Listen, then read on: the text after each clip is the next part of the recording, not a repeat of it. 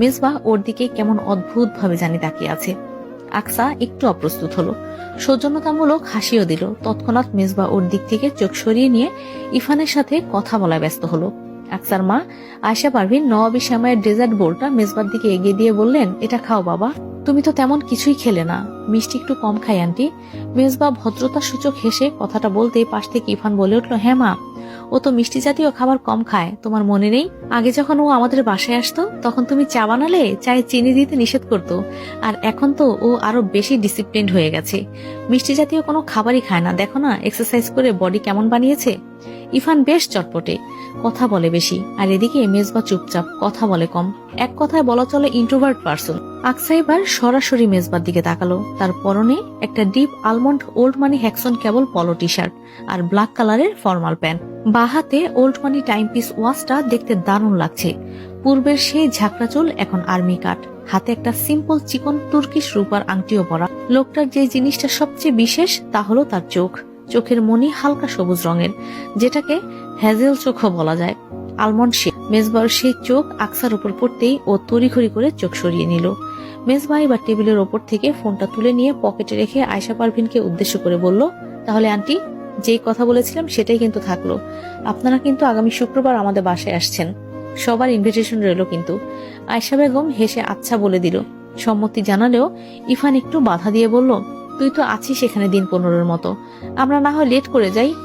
Late করা যাবে না, আন্টি কখন আমাদের বাসায় যায়নি। মামুনি কিন্তু তোদের জন্য অ্যারেঞ্জমেন্ট করবে, শিওর আসবি শুক্রবার, আমি কনফার্ম ধরে নিলাম। তুই না আসলেও সমস্যা নেই, আন্টি গেলেই হবে। ইফান আলতো ভাবে মেজবার পিঠে একটা চাপড় বসিয়ে মৃদু হেসে বলল, আচ্ছা যাব, আমরা সবাই যাব, এখন উঠি তাহলে। মেজবা উঠতেই ইফান ওর হাত টেনে ধরে বলল, আর একটু থাক, মাত্র তো এলি।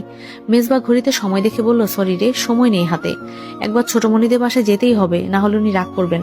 আজ সন্ধ্যায় যাওয়ার কথা ছিল, এখন তো বিকেল হয়েই এসেছে, সেখানে পৌঁছাতে সন্ধ্যা, তুইও চল আমার সাথে। মেজবা ইফানকে টেনে ধরলো।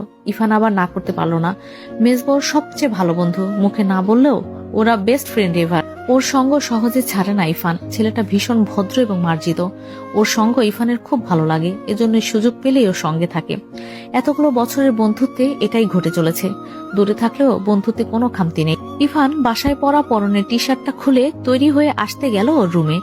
আয়শা পারভিন তখন টেবিল থেকে সব এটো প্লেট আর খাবার সরিয়ে রান্নাঘরে নিয়ে গিয়েছিল। আকসা এতক্ষণে চুপচাপ ফোন দেখার ভান করেছিল।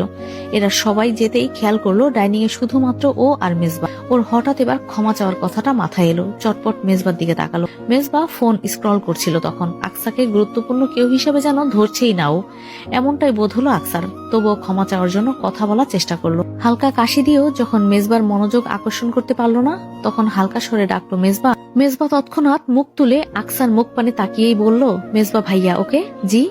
আকসা ঠিক বুঝতে পারলো না, তাই প্রশ্নটা করলো। মেজবা জবাব দিল, কারেকশন করিয়ে দিলাম, বয়সে খুব সম্ভবত বছর 7-এর বড় হই তোমার। বড়দের কিভাবে সম্মান করতে হয় জানো না? না, নো প্রবলেম, না জানলে আমি শিখিয়ে দিচ্ছি। এখন থেকে মেজবা ভাইয়া বলে ডাকবে।